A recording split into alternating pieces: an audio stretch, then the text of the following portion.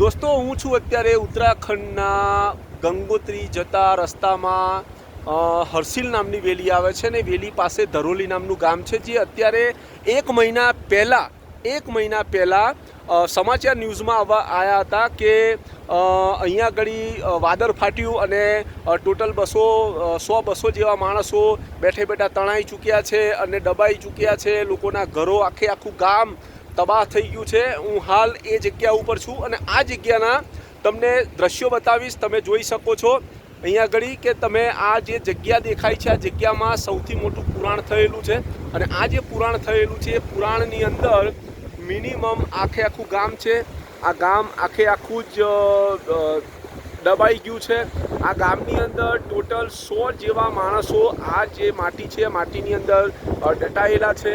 વહીવટીતંત્ર દ્વારા 1 મહિનાથી શોધવાનો પ્રયત્ન કરી રહ્યા છે પરંતુ હજુ સુધી માણસો મળતા નથી। આ એ જ જગ્યા છે જે આપે ન્યૂઝની અંદર ધરોલીના સમાચાર સાંભળ્યા હતા અને આ બહુ જ દુઃખદ ઘટના છે અહીં માટેની।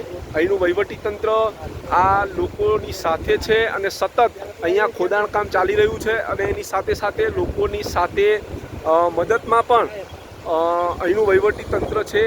આપ જોઈ શકો છો આ એ જ જગ્યા છે જ્યાં 100 માણસો દટાયેલા છે પણ હજુ સુધી તેઓનું ડેડ બોડી મળી નથી।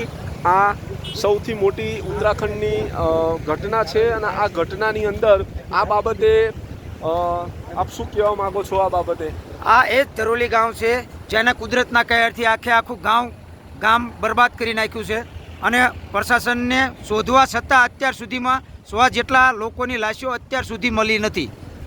આ ખૂબ જ ગંભીર બાબત છે અને આપ આ જોઈ શકો છો કે અહીંયા આગળ ખૂબ જ એવું ખતરનાક સીન અને દ્રશ્યો જોઈ રહ્યા છો તમે।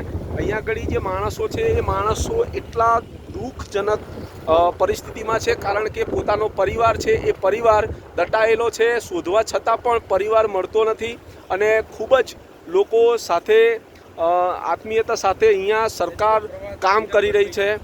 હિતેશ પંડ્યા, ગુજરાત।